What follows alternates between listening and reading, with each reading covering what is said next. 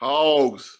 It's the old ball coach himself, Jeremy Bridges, 10-year NFL vet, back with another episode edition, if you will, of JB's Hog Talk, where we break down pass protection, win, lose, or draw. All right, every rep is a learning lesson, whether you win or losing. Before we get started, same thing I say every time. This is no personal attack on anyone. Most of our videos are offensive linemen losing because you learn from losses, right?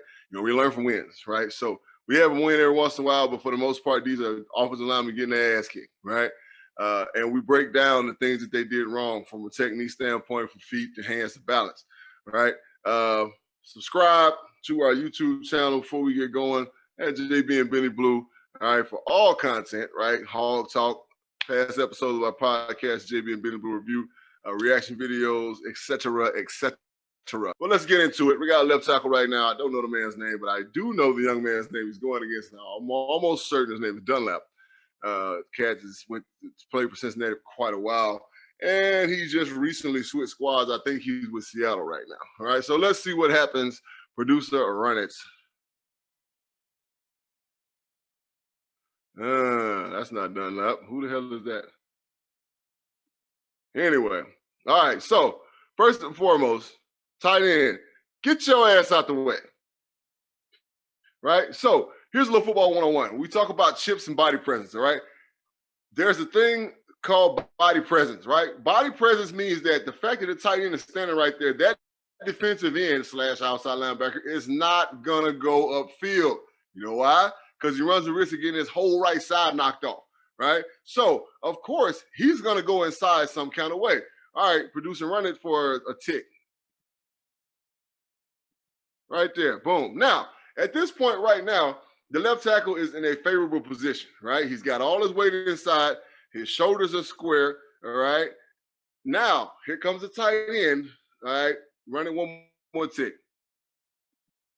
Boom. Now, tight end, you've done your job. You didn't even have to do that, right? So right now, he got his left tackle completely screwed over. So run it back, and we'll talk about it like the tight end is not there. Right, boom, right there. Hit it. Run it back, back. Perfect. Let it run for a tick. Boom, right there. Now, right here, right now, we're going to act like the tight end is not there, okay? Tackles, stop. Right, stop. Don't move. At that point, you have him cut off perfectly. You have 50% of his body. That's a win for us, all right? We have officially blocked this man with our technique and our set. We're cool, all right? Shoulder square, weight inside, all right? He's dragging his inside foot. He's doing everything properly, right? But one more tick, please. Now, here's the thing. Be smart, all right? Let's work smarter, not harder. If you know you have body presence outside, the one thing you should never do is overset your defender. Never, right? What's the purpose? There is no purpose, all right? On to the next one. All right, is that me? Oh, no, that's not me. Okay, so that's that's Michael Orr. I think that's Michael Orr. He was 173 when he was over there. All right, and there's a possibility that it might be Nick Bosa, right? Nick's the older brother. That might be Nick Bosa. Let's run it and see what happens. That's definitely Michael Orr. All right, run it back. All right, run it for a tick. Boom. All right. Now, body position wise. Now, here's another situation where we have body presence. We see number 10. Everybody sees number 10. Why is number 10 right there? Because that's Joey Bosa, right? He is a monster out there on the edge. So we're going to give our left tackle a little body presence, all right? Good for him.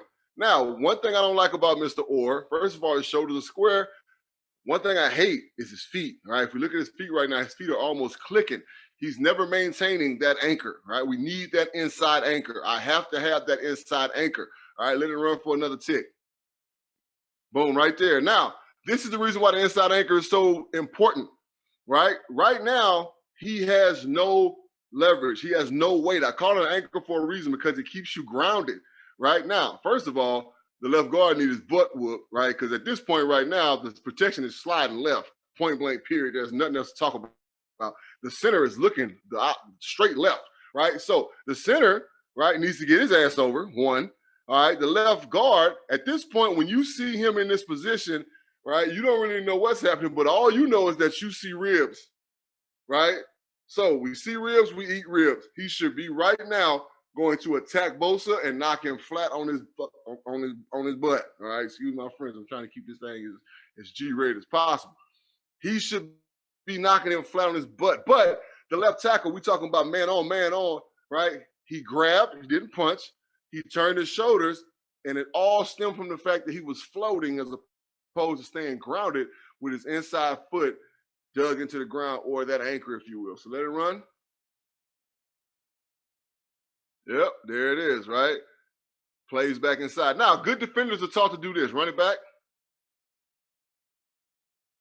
Boom, right there. Now, what Bosa is doing at this point right there, all right, what he's taught to do is go back through the inside shoulder of the tackle at this point because he's past the point of no return, right? So he did a great job of working back through the inside shoulder of the tackle, all right, and getting to the quarterback for the sack. All right, here we go. Next one. We go. Another left tackle. We're just picking on left tackle today. All right, now, before we even start, pre-snap look, okay? Right now, we have Malcolm Jenkins, right, who is a safety, down. We also have 47, who's a linebacker. Now, he's a rush linebacker, right? Now, when you're game planning for your defense, we always got to identify the designated rusher, right? Of course, we know number 91 is a defensive end, right? Now, what Malcolm Jenkins is there for is to try to cause confusion, right?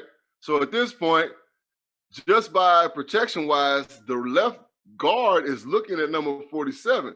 So that lets me know that the center has identified number 47 as the guy that they're going to. So he has his eyes on number 47. Well, in all actuality, the back has number 27, right? But there's a situation where the left tackle could squeeze it. If I was a left tackle, I would never squeeze it, right? There's no need to. I can block Michael Jenkins with one hand, right? So let's run it, see how it plays out. Freeze it there. Now, we'll run it back. A little more, a little more, a little more. Ew. A little more. Man, that thing bit by bit, man. Right there. Now, body presence. This is another situation where we have body presence, right? You have to understand as an offensive tackle when you have body presence because that defensive end is going to come right into your chest at that point. You don't want to get his whole half a side knocked off. Don't nobody want to get chipped and get put on film and be laughed at because you got chipped by the running back. Now, the running back is just giving body presence. He's going out to a route, but just the fact that he's there, all right, gives the defensive end, gets his antennas up. Now, right now, the tackle is in a decent, favorable position. What I don't like is he's doing what a lot of these coaches are teaching now with this push and catch, right? So he's pushing it off with his inside leg and he's catching with his back foot, right? So as you see, his body is declined or inclined, if you will, going backwards at this point, right? Running it just a tick. Right there. Now, what happens is when you get in this position, you have to change your body to punch. As you saw, the tackle went from leaning back because he's catching with his back foot. Now he has to lean forward to extend his arms to punch, right? I teach tackles to maintain that inside weight, right? That way we have what I call a natural body lean, right? When you squat, there's a natural body lean. If you stand up right now and you squat down, there's going to be a natural body lean. It just is what it is when you push your hips back. So he had to change his body position to punch, right? Which puts him in an unfavorable position. I don't even have to see his feet right now. And I know that his feet are damn near about to click. All right, run it for a tick. Right there. Good. Now,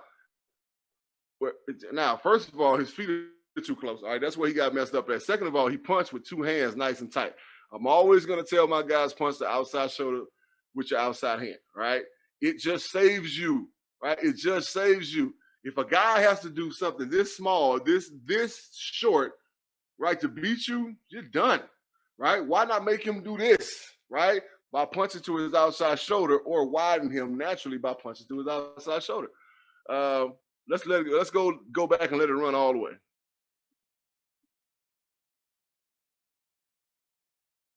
Mm. Yep. Shoulders turn.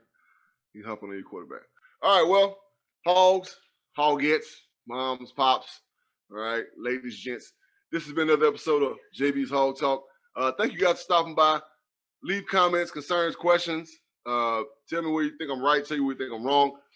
Leave questions, man.